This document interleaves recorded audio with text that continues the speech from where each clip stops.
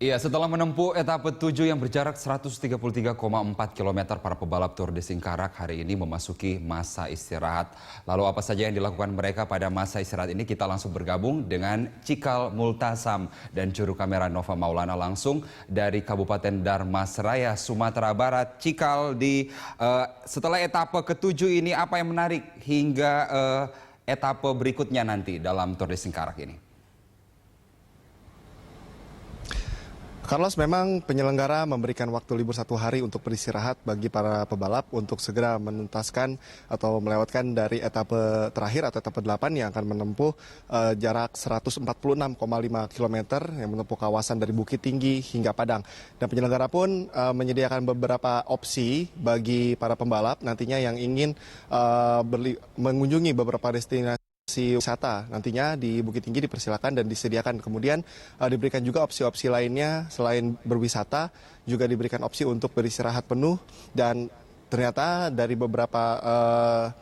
kebanyakan dari para atlet ini memilih untuk beristirahat dan fokus untuk menentukan taktik kemudian strategi, karena etapa terakhir adalah etapa yang menentukan, karena dalam jajaran posisi tiga besar ini persaingan masih ketat di antara Amir Colados dari Suryadi dari Indonesia, kemudian juga Ricardo Garcia dari Spanyol. Kemudian jika kita membahas secara keseluruhan, Carlos, apa saja yang menarik, kemudian kejutan apa dari etapa 1 hingga etapa 7. Dan kejutan ini sudah terjadi dari etapa 1, yakni dari Solok Payakumbuh yang menempuh jarak 98,5 km. Ini mengukuhkan Dylan Newberry, pebalap asal Australia, sebagai finish tercepat dalam etapa pertama. Dan yang menarik adalah Dylan Newberry, kemudian timnya yakni Data Number 3, Kisco Racing Team dari Australia, ini baru pertama kalinya mengikuti ajang Tour de Singkarak, namun sudah bisa berbicara banyak dengan menjuarai etapa pertama. Kemudian etapa kedua dari 50 kota menuju Tanah Datar atau finish di Istana Bakso Pagaruyung. Ini mengukuhkan Rahim Emami, pembalap asal Iran, sebagai juara. Dan kemudian dari keseluruhan etapa yang paling dikatakan berat bagi para pebalap adalah dari Padang Panjang menuju Agam, karena di sini melewati Kelok 44 atau Kelok Ampe-Ampe. Ini adalah salah satu host kategori atau tanjakan yang paling tinggi dan cukup menantang bagi para pembalap. Dan pada etapa yang dikatakan termasuk terberat ini, Amir Colados yang memegang 3 jersey ini finish di urutan tercepat. Kemudian setelah dari etapa dari Padang Panjang menuju Agam, ini relatif landai, karena yang bisa dikatakan menentukan adalah di etapa keempat dari Padang Panjang menuju Agam dengan menempuh jarak 151,3 km.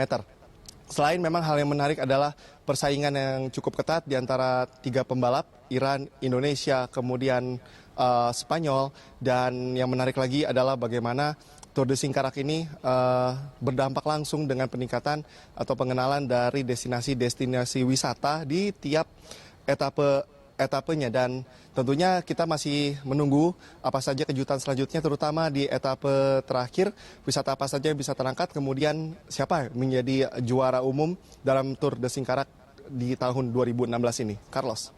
Cikal, tampaknya liputan Anda dengan Nova sangat nikmat sekali, karena sambil liputan ada banyak menyaksikan pemandangan dan potensi wisata di sana. Dan untuk istirahat kali ini, apa kemudian potensi wisata yang bisa Anda ceritakan kepada pemirsa yang juga sekaligus dinikmati oleh para pebalap ini? Wah, betul sekali, Carlos. Ini pemandangannya betul-betul menyegarkan sekali dan juga indah sekali. Seakan-akan Sumatera Barat ini tidak bosan-bosan untuk memamerkan keindahannya. Dan pada jeda istirahat kali ini kami melihat potensi wisata yang ada di Kabupaten Dharmasraya. Kabupaten Dharmasraya ini merupakan salah satu kabupaten termuda di Sumatera Barat, dan ternyata ada potensi wisata yang sangat menarik sekali. Kami di sini melihat ada situs Candi Padang Roco dengan luas 4.000-an meter. Ini berada di Kabupaten Dharmasraya, dan dari keterangan yang kami dapatkan bahwa Candi Padang Roco ini merupakan salah satu bukti eksistensi Dharmasraya pada saat zaman Kerajaan Melayu.